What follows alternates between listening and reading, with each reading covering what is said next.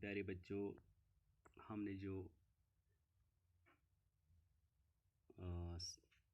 मौजू आज़माई शरत है कुछ दिन पहले हमने वो पढ़ा। अब उसके कुछ सवालात हैं, उनके जवाब लिखने हैं। तो चलिए शुरू करते हैं। सवाल नंबर 1 है, बूढ़े ने मरते वक्त अपने बेटे को क्या नसीहत की थी? बूढ़े ने मरते वक्त अपने बेटे को क्या नसीहत की थी? तो बच्चों, इसका जवाब है, बूढ़े ने मरते वक्त अपने बेटे को ये नसीहत की कि आजमाए बगैर किसी को अपना दोस्त न बनाना और अपने अजीज़ों और रिश्तेदारों को भी आजमाना, ताकि आइंदा के लिए तुम्हें तजुर्बा हासिल हो। पहले सवाल का जवाब है ये, बूढ़े ने मरते वक्त अपने बेटे को ये नसीहत की कि आजमाए बगैर किसी को अपना दोस्त न बनाना और अपने अजीज़ों और रिश्तेदारों को भी आजमाना, ताकि आइंदा के लिए तुम्हें तजुर्बा हासिल हो। सवाल नंबर 2 है, सरकारी मुखबिर को कत्ल की वारदात का पता कैसे चला? सरकारी मुखबिर जो कि इस नौजवान का दोस्त भी था, उसको ये कैसे पता चला उस वारदात का?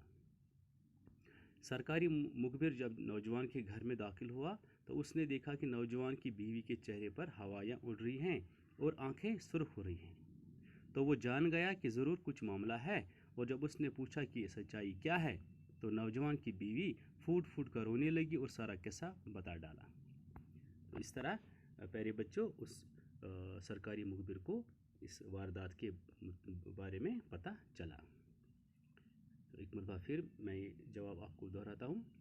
सरकारी मुखबिर जब नौजवान के घर में दाखिल हुआ तो उसने देखा कि नौजवान की बीवी के चेहरे पर हवाएं उड़ रही हैं और आंखें सुर्ख हो रही है। तो वो जान गया कि ज़रूर कुछ मामला है, और जब उसने पूछा कि सच्चाई क्या है तो नौजवान की बीवी फूट फूट कर रोने लगी और सारा किस्सा सुना डाला या बता डाला। सवाल नंबर 3, मुखबिर ने पुलिस को क्यों इत्तला दी? तो इसका जवाब है, उसने अपने फ़राइज़ मनसबी और इनाम के लालच में पुलिस को इत्तला दी।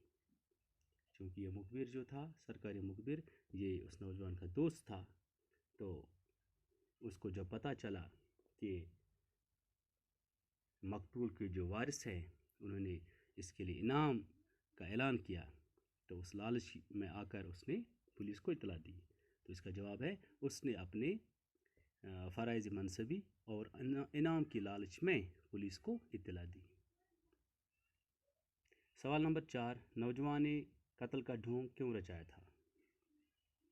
प्यारे बच्चों, जैसा कि हमने इस मौज़ूमे में पढ़ा, और जाहिर सी बात है उसको अपने बाप की जो नसीहत थी उसको उसने अपनाते हुए उसने ये कत्ल का ढोंग रचा, क्योंकि उसने कत्ल किया ही नहीं था।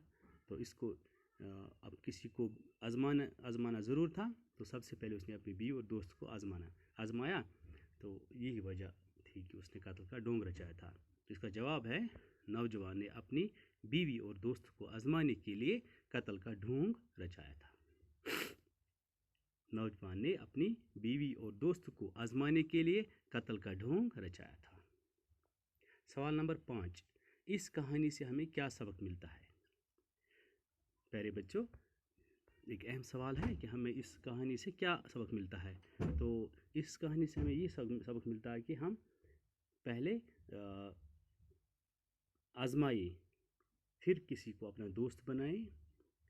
तो ये इस कहानी का सबक मिलता है हमें इसे। इस कहानी से हमें ये सबक मिलता है कि हम एक दूसरे को ज़रूर आजमाएं, परखाएं, फिर और आजमाए बगैर किसी पे भरोसा नहीं करना चाहिए। इस कहानी से हमें ये सबक मिलता है कि हम एक दूसरे को आजमाए बगैर दोस्त नहीं बना सकते। ठीक है, इस कहानी से हमें ये सबक मिलता है कि हम एक दूसरे को आजमाएं और फिर किसी को अपना दोस्त बनाएं। ठीक है, तो प्यारे बच्चों, ये कुछ सवालात थे, 5 सवालात, जिनके मैंने आपके सामने ये जवाबात दोहराए। तो इंशाल्लाह कल इसके बाकी जो अ, सवालात हैं जिसमें मुहावरात है या वो मैं आपको कल बताऊंगा। तो इंशाल्लाह आज हम यहीं पे इख्तिताम करते हैं। कल इंशाल्लाह आपसे फिर मिलेंगे। तब तक के लिए हमें दीजिए इजाज़त। अल्लाह हाफिज़।